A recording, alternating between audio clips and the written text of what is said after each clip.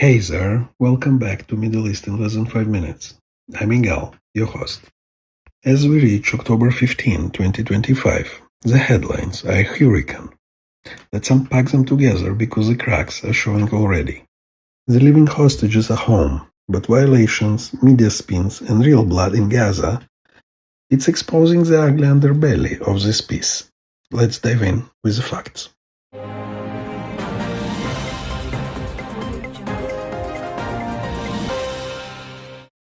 Today's topic, the fragile truth and the silence that screams. As of this morning, the Red Cross has received 8 of the 28 bodies of deceased hostages from Hamas. But one, returned yesterday, doesn't match any missing hostage. It's a Palestinian body per forensic exams at Abu Kabir, confirmed by the IDF and reported by The Guardian and the Times of Israel. The other 3 from that batch, Uriel Baruch, Tamir Nimrodi, and Eitan Levy, all confirmed hostages killed on or after October 7, 2023. Hamas claims they cannot locate the rest, blaming rebel or militant guards per Reuters. But Israel's defense minister called it a gross violation, having 8 trucks and threatening retaliation. The Hostages and Missing Families Forum is demanding a full halt to the deal until all remains return.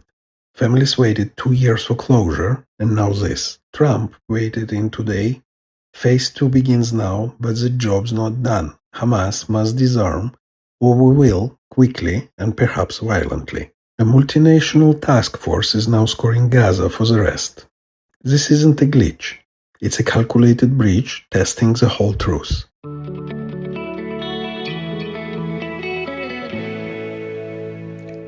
And then the media spin.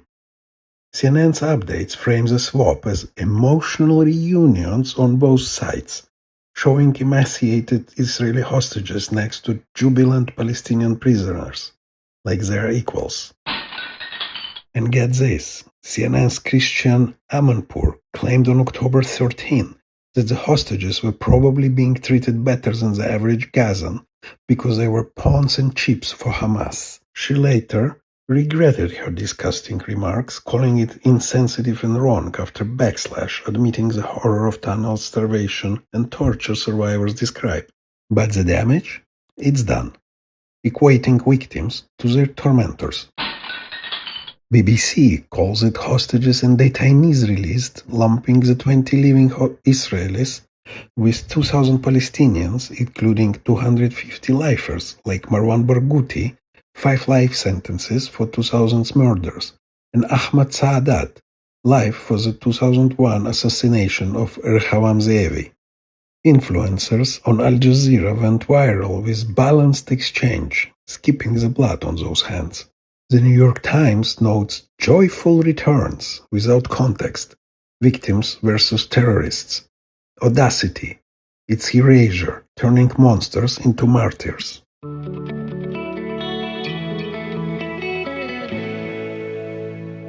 And what about Gaza?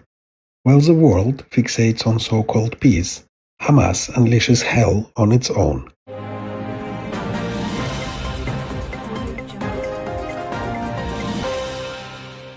Since the ceasefire, they've ramped up executions of collaborators and rivals. Reuters reported on Tuesday. Hamas fighters shot 7 men in Gaza City on their knees, blindfolded, as crowds chanted Allahu Akbar, targeting criminals and Israel collaborators.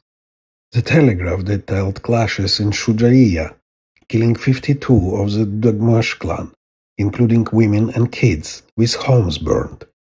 CNN verified a video of 8 gunned down in a square by Rada unit, claiming neutralization of outlaws. India Today called it a bloodbath against Abu Samra family and Han Yunis militias. Dozens dead in days, per The Guardian. Hamas is reasserting its grip. And where is the outcry? No genocide headlines for Palestinian or Palestinian slaughter. No protests, just silence. This is a real horror. Hamas devouring its people, and the world looks away, just like it did with Syria, Yemen, Sudan.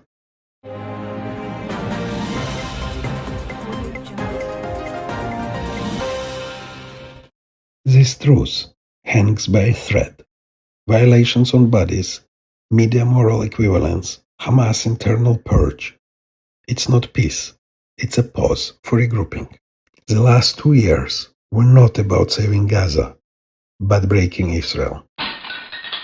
What's this silent costing? Drop your thoughts in the comments, rate the podcast, and share it wide. That's Middle East in less than 5 minutes. I'm Igal, your host. Until the next time, shalom, and let's call out the truce.